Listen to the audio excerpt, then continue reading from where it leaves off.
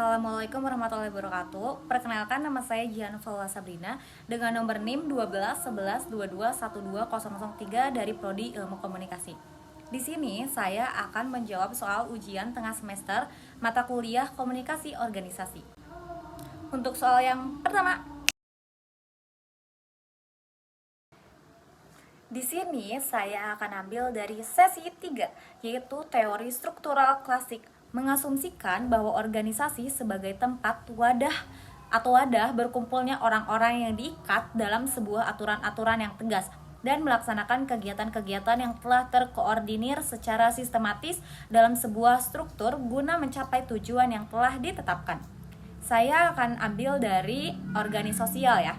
Organisasi sosial adalah tatanan sosial yang bersifat formal, langgeng atau terus-menerus, memiliki aturan yang tegas dan mengikat, memiliki identitas secara kolektif, keanggotaan jelas dan rinci, serta memiliki jenjang atau tingkatan-tingkat.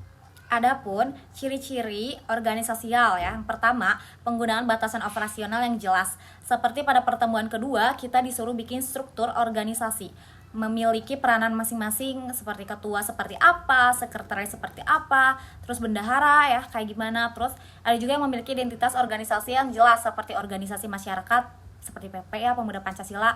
Terus terdapat struktur keanggotaan dan status formal yang jelas, sudah jelas ya, harus ada ketuanya. Terus memiliki dasar nilai norma, seperti contohnya kesamaan agama kayak Muhammadiyah, NU, Persis. Terus bersifat formalitas, memiliki tingkatan-tingkatan dalam struktur kekuasaan dan kewenangan. Terus mempunyai tujuan dan kepentingan yang jelas dan terarah. Adapun fungsi organisasi, yang pertama, sebagai pedoman dalam kehidupan berkelompok. Yang kedua, menjaga keutuhan dan kesatuan masyarakat. Yang ketiga, memberikan pengawasan kepada masyarakat. Contoh organisasi sosial seperti contoh organisasi yang ada di lingkungan kampus, kayak himpunan mahasiswa ya, atau Oke, next, soal yang kedua. Oke, saya akan ambil organisasi masyarakat, tapi nggak akan sebut nama organisasinya. Karena yang melakukan tindakan tersebut biasanya bukan satu organisasi saja.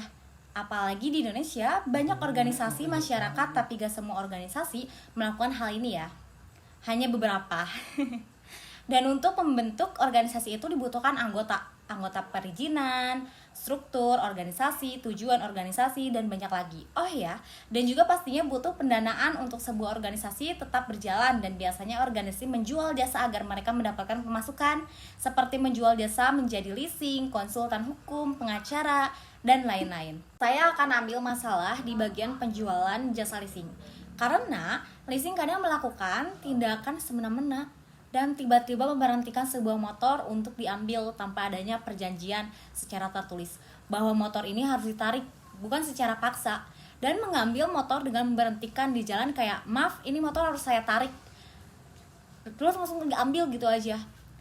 Kan gak enak ya, terus saya pulang harus naik apa gitu. Dan saya gak mau dengan cara gini kan. Ya seharusnya kan gak kayak gitu, siapa sih yang mau gitu kan. Harusnya ada prosedur seperti adanya sertifikat fidusia, surat kuasa atau surat tugas penarikan, kartu sertifikat profesi, kartu identitas, ya seperti itu. Dia kalau menurut saya, ormas-ormas yang menjual jasa leasing, jasanya gitu menjadi leasing, itu ya secara baik-baik gitu ya. Bukan kayak penarikan itu kayak di jalanan gitu, kayak motor harus ditarik gitu, bla bla bla bla gitu. Ya harus secara baik-baik, harus sesuai dengan prosedurnya gitu. Karena kita yang merasa kayak seperti digituin kan kayak ketakutan gitu, merasa aduh saya takut banget gitu, dan dikejar-kejar gitu kan di motor kan kayak bahaya banget ya untuk kita gitu, pengendaranya gitu ya. Jadi seperti itulah, jadi harus secara baik-baik dan sesuai dengan prosedurnya gitu. Mungkin itu saja menurut pendapat saya. Terima kasih sudah memperhatikannya dan terima kasih sudah menonton. Bye.